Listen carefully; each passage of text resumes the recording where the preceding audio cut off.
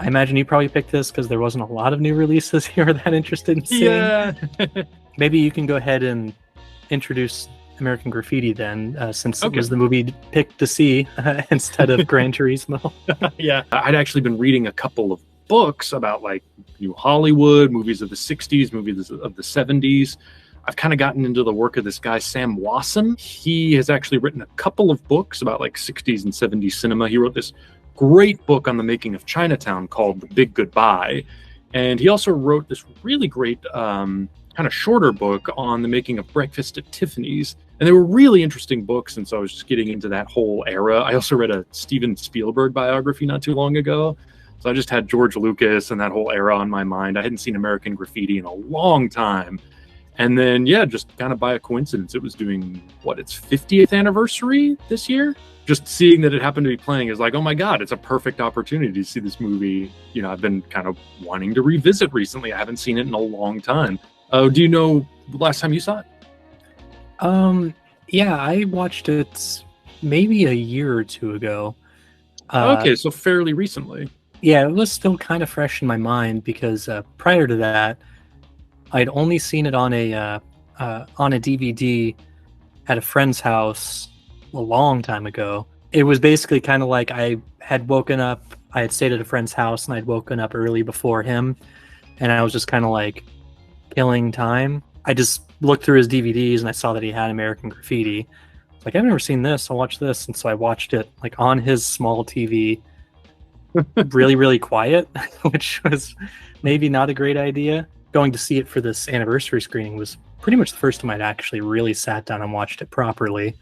Yeah, I think for me too, I know I've seen it before, but like I can't really place the times I've seen it. For some reason, I don't think it really left an impression on me. I remembered the music. I remembered certain scenes and moments. Like I remembered Wolfman Jack, of course. I think just because of the way it's constructed, that it doesn't really have a plot, that it's kind of about just, spending a night hanging out with these characters, as they just sort of like, kill time. I think seeing it in a theater really does help, where you can be immersed in that soundtrack and you can just pay attention to this thing, which is so much about the vibe that it creates, and the mood that it sustains, and that you're just hanging out with these characters, spending time with them. Pretty much from the start of the movie to the end of the movie, there's a song playing. Yeah. And it's really easy for your ear to kind of catch on to that. And I feel like the movie is very rhythmically edited to those songs. Yeah, I was noticing that this time, especially with the theater sound system, of just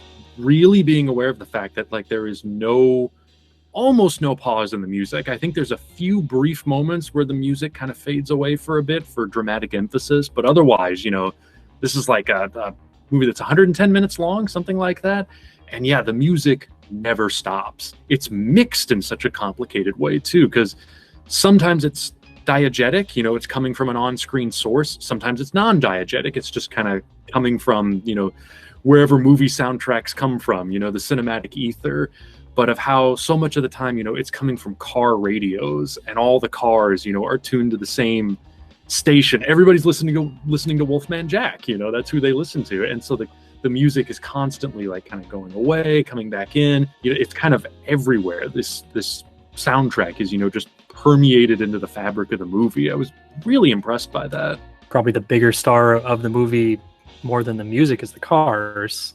George Lucas, famously big car guy.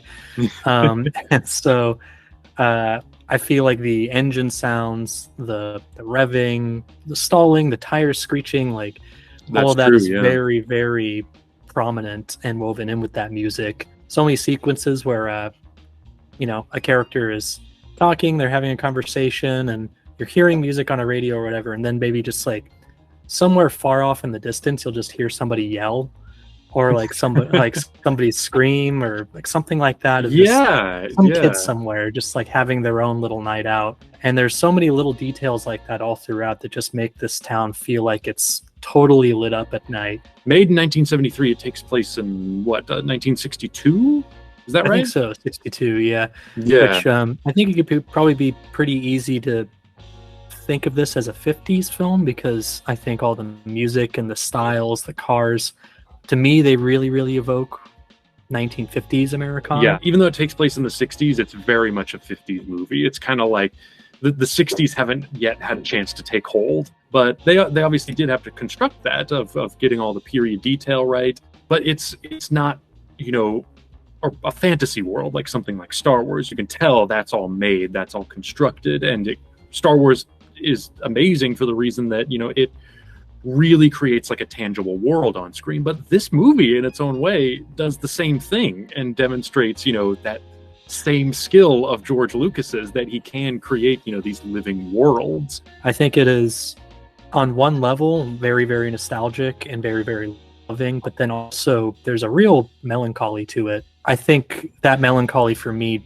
keeps it from just feeling like a fun nostalgia ramp of, you know, fun songs and, you know, kind of like how movies now portray the 80s, of how everything was perfect and everything was great and the music was so fun and there were no bad things at all. This movie actually did inspire a lot. It was kind of the first of the 50s nostalgia wave that kind of took hold in the late 70s and kind of carried on a little bit through the 80s too. You know, first off, like there was a sequel to this movie, More American Graffiti, reuniting most of the original cast. I don't think Lucas was involved in that one. There was, after this, Happy Days, of course, which is much more, I think, kind of what this movie could have been, you know, if it didn't have that those extra layers, you know, of melancholy and that sort of tonal depth. And then there's other more obscure stuff too, like The Lords of Flatbush, which you've seen, right? I have not seen that. Yeah, I saw Lords of Flatbush. I couldn't tell you one thing about it, but it basically is that. Yeah, he is, and so is Henry Winkler. So it's basically doing a proto Fonzie, right? Exactly. Yeah. Were you? Did your theater play the cast auditions after the movie? Yeah, we did get that. Yeah, at the very end, there were a couple of like audition tapes. I think one was just a straight improv with like Richard Dreyfuss and Ron Howard and a couple other guys, and then it was unbearable. Yeah, it's a pretty unbearable improv, which I think shows you how much the editing like really did for this movie. It sits at a very interesting point in George Lucas's career, you know, because it's before Star Wars, but it's after, you know, he's kind of had this debut film, THX 1138, which is, if you've ever seen it, it's very different from Star Wars. It's sci-fi, but it's much more of a like contemplative, cerebral, slow, kind of experimental, almost avant-garde piece. And American Graffiti, it was George Lucas's first popular success, and it basically gave him like just barely the clout he needed to get Star Wars made. But it's also kind of a bridging film in a way of bridging the avant-garde sensibilities of THX with the very, you know, popular sensibilities of Star Wars. The movie was filmed in a very improvisatory way. It was filmed like with many cameras all at once. He apparently didn't really script a lot of scenes. He didn't really give the actors blocking or marks or anything. So it's obvious, especially with the more improvised moments, that the editing is really what is making this movie, of finding those important moments and putting them all together into something that feels like a story, not a plot, but a story where you actually feel things are developing and moving forward. The co-writers, the two other writers, also worked on other Lucasfilm projects. I think they co-wrote Temple of Doom, and I think Howard the Duck as well. Yeah, Howard the Duck. Yeah, well, Willard Huyck and Gloria Katz. Yeah, they were very closely associated with Spielberg and Lucas at this time, and yeah, wrote a lot of scripts for them. Was there a particular thread in this movie that you responded to more than the others? For me, I liked the entire tapestry of it. Like, there wasn't one aspect that I preferred it going to, because I feel like it all flowed so nicely and everybody sort of brought something unique to the movie.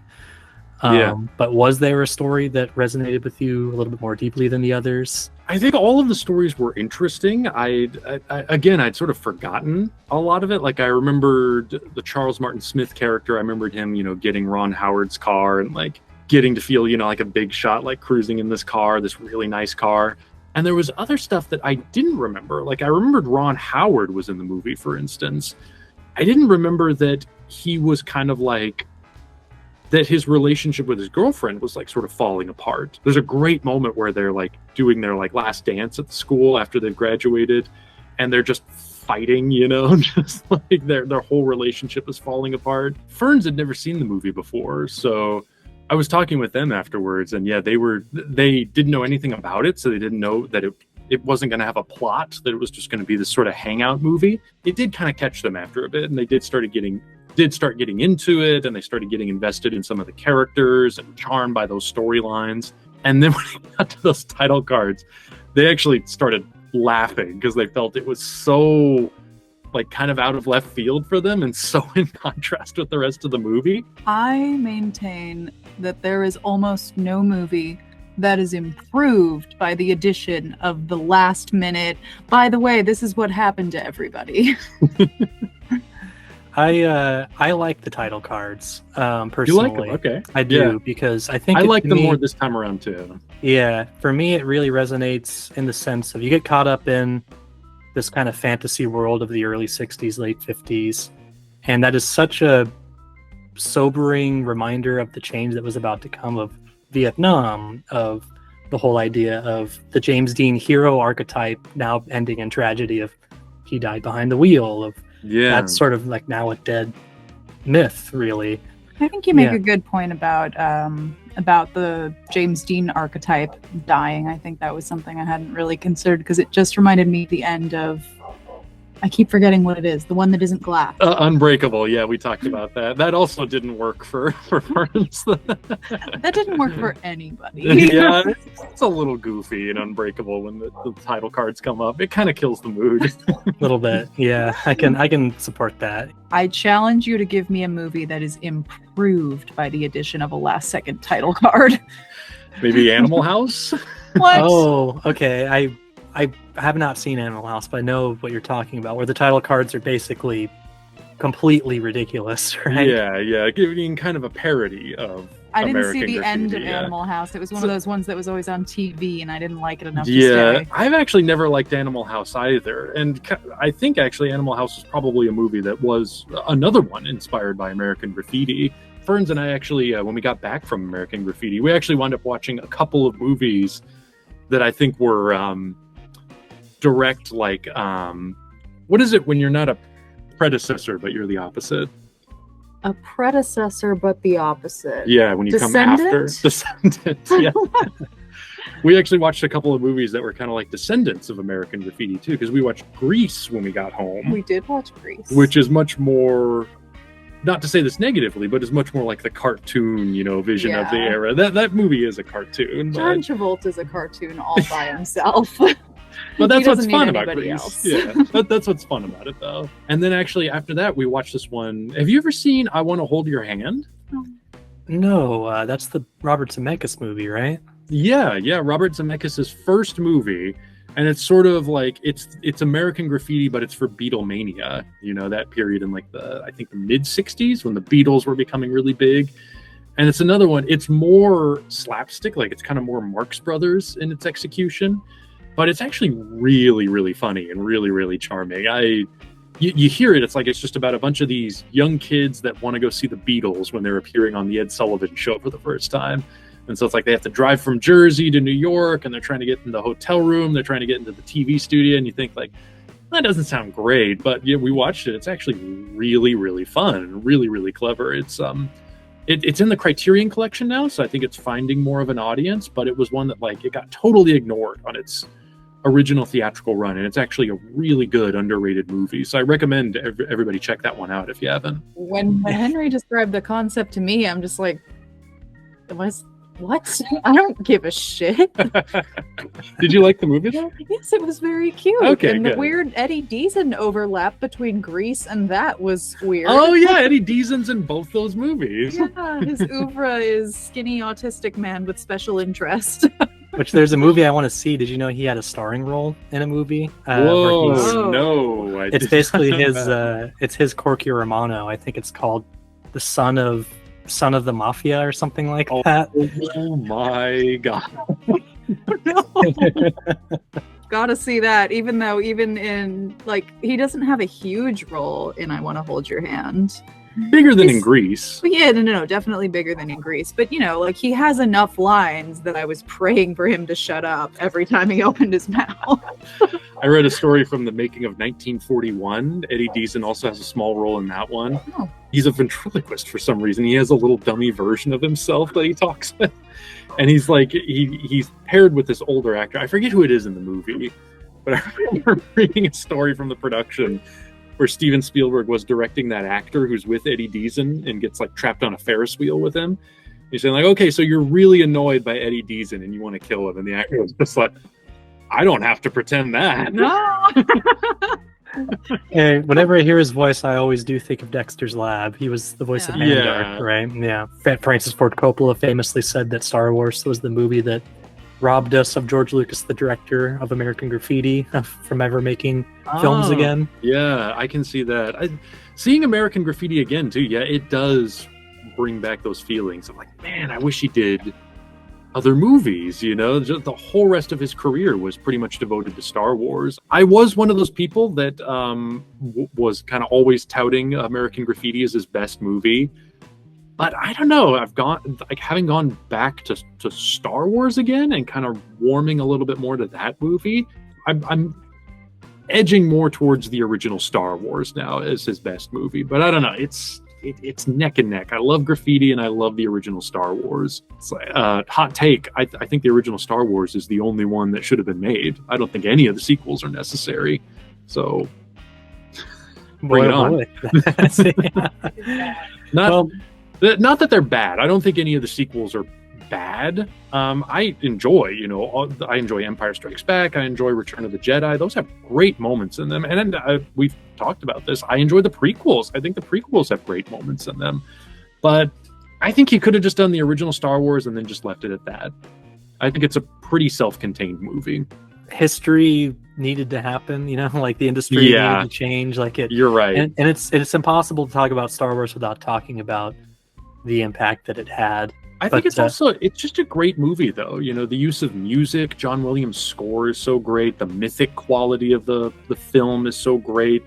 Like American Graffiti, there's a tonal complexity to the original Star Wars that I really like, that I don't think quite is there in any of the sequels. There's certain shots that stick in my mind so much. Like Luke when he's on Tatooine looking at the double sunset, and the Williams theme is playing over that. It's like such.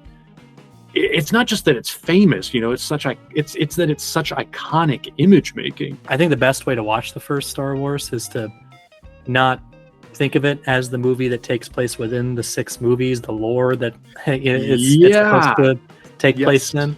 I think if you just see it as something isolated to 1977 and coming out of this imagination of these filmmakers and Lucas and what he brought to it and just the sheer originality of the images he was creating. I would recommend that to everybody. Go back to the original Star Wars. Try to watch it as not the first in a franchise, the first in a series. Just try to watch it as a standalone film. And it really, you can see what's so great about it when you do that.